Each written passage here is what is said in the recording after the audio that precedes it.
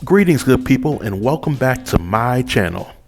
Today, you'll hear my thoughts on how I would have rewritten Game of Thrones Season 8, Episode 4. But before we get things started, if you haven't done so already, then feel free to hit that subscribe button. My goal for the end of the year is to get 1,000 subscribers. So without any further delay, let's jump into the rewrite. We begin Episode 4 in good old Town. We see Archmaester Ebrose receive a raven from Maester Wolkan, informing the order that the Night King attacks the north. The Archmaester meets with several members of his order to discuss the matter. During this meeting, they talk about the possibility of Sam being right all along. The Archmaester confirms that Sam was indeed telling the truth, but it's always been the Archmaester's duty to guard the truth from the realms of men. The Archmaester informs everyone at the meeting that they need not to worry about the Night King's attack, because he's several thousand miles away. But there is a book in the library that can help them get the answers that they seek. We then cut to a scene in Winterfell of Sam reading the book and learning that Heartsbane was used during the first long night. Cue the opening credits. Now back at Winterfell, we see that Jaime is brought before Dany, Jon, Sansa, Bran, and the rest of the North to face trial for Cersei's broken promise, as well as his crimes that he committed throughout his life. Howland, Mira, Arya, and Edmure are sitting nearby. Jon is still thinking about the big reveal that Bran, Sam, and Howland told him last episode, so he's visibly distracted during the trial.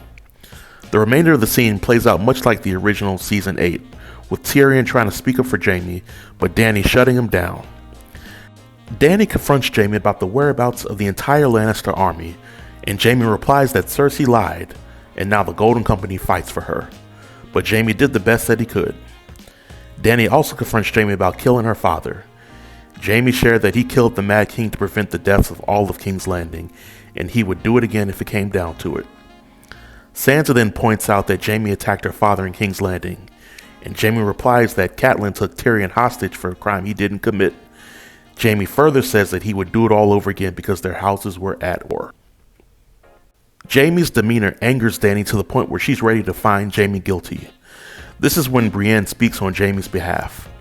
Brienne shares that Jaime saved her from getting raped and he lost his hand as a result.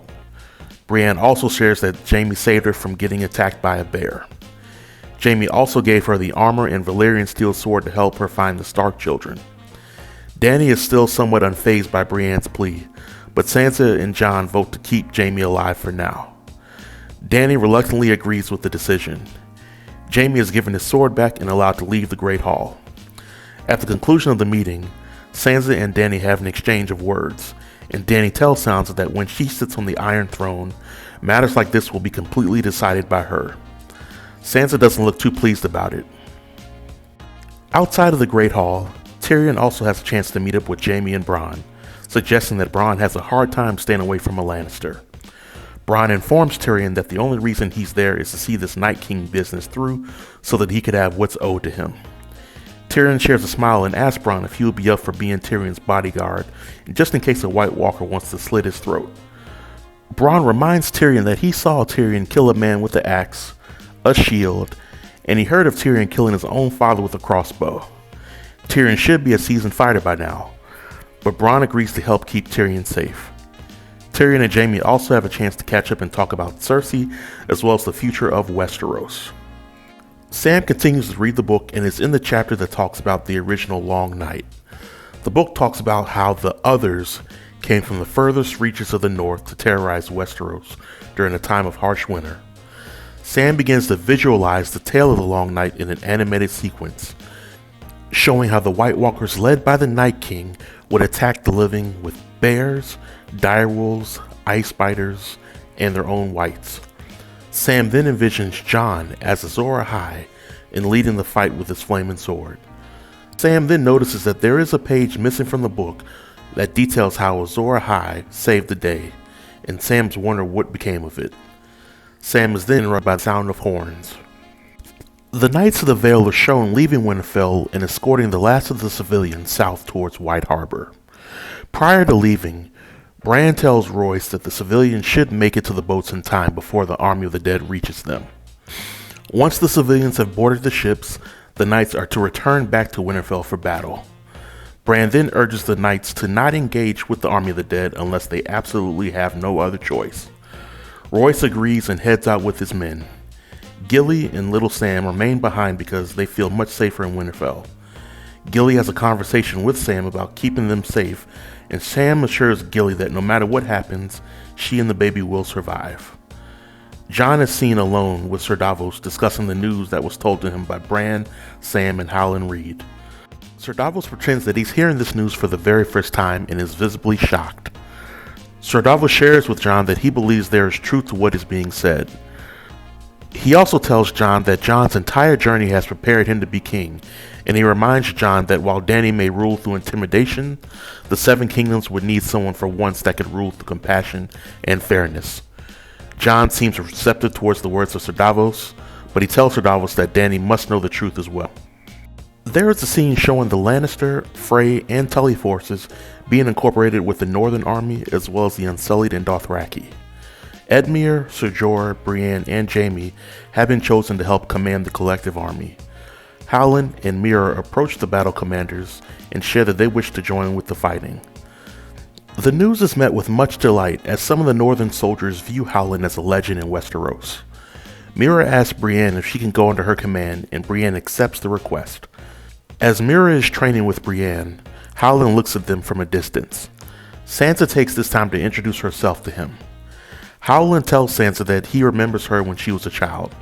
Sansa responds by saying that she remembers hearing many stories about him and her father, to which he gives a smile and provides Sansa with some explanation as to where he's been all this time.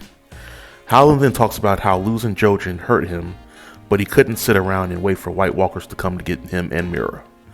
Howland then shares that winter is here, and we must be united if we want to last through it. Sansa smiles in return. Beric and the Hound also have their reunion. The Hound makes mention of how he isn't surprised that Beric is still alive. Beric assures the Hound that it was only the will of the Lord of the Light. The Hound still has his reservations about the Lord of the Light, and Beric asks the Hound to look into another flame. The Hound stares into the flame for a long period of time, and he sees a vision of himself holding a flaming sword on the battlefield against the army of the dead. The Hound appears to be in disbelief at what he saw, but Beric assures him that once the Hound conquers his fear of the fire, his potential that the Lord of the Light can unlock within him will be endless. The Hound reluctantly asks Beric to help him conquer his fears. Beric gives the Hound a smile and agrees to do so. So there's a scene showing Gendry giving Valyrian steel swords to Arya and the Hound. Gendry just so happens to have additional swords that he made, and he gives them to Bronn and Meera as well. The Hound looks on at Gendry like a proud father, because the Hound finally has the Valyrian steel that he sought for all these years. Gendry also has dragonglass arrowheads for the archers, and dragonglass spearheads for the Unsullied. Jaime spots Bran outside the weirwood trees and goes over to talk to him. Jaime apologizes for pushing Bran out the window so many years ago. Jaime also thanks Bran for not telling anybody about that incident. Bran responds to Jaime by saying that all is forgiven, and acknowledges that the crippling of both Jaime and himself have brought them to where they are today. The rest of the scene plays out much like in the original, where Jaime assumes that he'll survive the Battle of Winterfell, and Bran asks Jaime what makes him think he's going to survive. Later on that night, Sam approaches Jon with Heartsbane and strongly encourages Jon to take it. Jon tells Sam that he already has Longclaw, but Sam insists that Jon at least hold Heartsbane. Sam hands Heartsbane to Jon, and Jon immediately feels something different while holding it. Without hesitation, Jon accepts Heartsbane as his own and thanks Sam for the gift. Later on, Jon meets up with Lyanna Mormont. In the meeting, he gives her Longclaw as a symbol of her loyalty and support, and Lyanna accepts. Missandei and Grey Worm share a scene together. Missandei tells Grey Worm that after all the fighting is done, Dany will let her return back to Essos. Grey Worm wonders if he will be able to return back with her. Missandei tells Grey Worm that she wouldn't leave without him. The two share a love scene together. In King's Landing, Qyburn meets with Cersei and demonstrates the effectiveness of the test zombie soldiers that Cersei ordered him to create. The soldiers are able to run long distances without getting tired and are impervious to pain. Cersei seems quite pleased with these soldiers and gives Qyburn the go-ahead to create 50,000 more zombie soldiers. Qyburn also tells Cersei that his spies have learned that Jon Snow is the true heir to the Iron Throne. Cersei, realizing that there may be some truth to the letter, instructs Qyburn to spread the news across all of King's Landing and to her allies and to any house that's not loyal to Dany. That Jon is the real heir to the Iron Throne, but Dany is holding him hostage and assuming the power for herself. We see Qyburn carrying out these orders and sending several ravens to Essos. Back at Winterfell, Lyanna is shown trying to practice swinging a Longclaw, but notices that the sword is too big and heavy for her. She also understands her own limitations as well as the need to put aside past grievances. She summons Ser Jorah and informs him that she will be giving him Longclaw so that he can regain the honor for the house. Ser Jorah happily accepts and vows to honor House Mormont, and Lyanna wishes him good fortune for the wars to come. Later that night, Jaime, Bronn, Tyrion, Podrick, Brienne, Beric, the Hound, Tormund, Sir Davos, Gendry, and Arya meet up in a room to get warm and share stories much like in the original season. Tormund breaks the awkward silence in the room by telling everyone the story behind how he got his name. Tormund then asks Bronn if they know each other. Bronn has a suspicious look on his face, but replies that he doesn't think they know each other. Jaime tells Tyrion that it was Olenna Tyrell that killed Joffrey, and it catches everyone off guard. Tyrion is surprised, but he gives a toast to a mystery finally being solved. Tyrion then sets his eyes on Arya and formally introduces himself. He also says, "Speaking of unsolved mysteries, inquiring minds want to know how you escaped King's Landing and found your way back here." He informs her that he searched for her everywhere after Ned Stark's execution. Arya gives everyone in the room an abridged version of her events, sharing that she traveled north with the Night's Watch, was held hostage at Harrenhal by Tywin, who didn't know who she was at the time. She was then embraced by the Brotherhood without banners, before going off on her adventures with the Hound. The Hound, Beric, and Gendry back up her story as it relates to her experiences with them.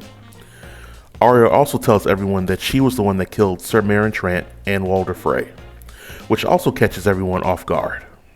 The Hound asks Arya if there's anyone else on her little list, to which Arya replies, everyone on her little list is in King's Landing. Jaime and Bronn are the most shocked out of everybody in the room, and Arya tells Jaime that she was in the room when he introduced Bronn to the two girls at the Twins and asked Jaime how he likes his wine. Jaime is completely dumbfounded. Tormund breaks up the moment as he tries to hit on Brienne and asks why she isn't a knight. Brienne explains to him that women can't be knights. Jaime then knights Brienne in front of everybody and the room cheers, just like in the original version. Varys was visibly absent from this meeting because he was too busy sending ravens to the remaining houses of Westeros, including King's Landing. The letter reads that Jon Snow is the true heir to the Iron Throne, that he is the son of Rhaegar and Lyanna, and that Dany does not have the people's best interests at heart. Towards the end of the episode, Sansa meets with Jon and continues to express her concerns for the future of the North after everything is over. She expresses that she fears that Dany may just be another tyrant to sit on the Iron Throne, and she wishes that there was somebody that was more worthy of ruling Westeros. Jon jokingly asks Sansa if she would consider being Queen of Westeros. Sansa replies that she has no desires of being queen, but tells Jon that he needs to marry Dany and become king so that the Stark family can be protected. Jon understands and says they will revisit things when the war is over. Towards the end of the episode, Bran is showing Worgen into his ravens and telling a nearby soldier that the Night King's army is less than a week away. Well folks, this concludes my rewrite for Game of Thrones Season 8 Episode 4, but I would definitely like to hear your feedback on what you liked about the video or what you may have changed. And have you checked out the other 3 videos in this series? If so, feel free to let me know what you liked and disliked about those videos as well. The next video in the series will be posted on next Wednesday at 1 p.m. Eastern Time. But until next time, stay tuned and stay safe. Peace.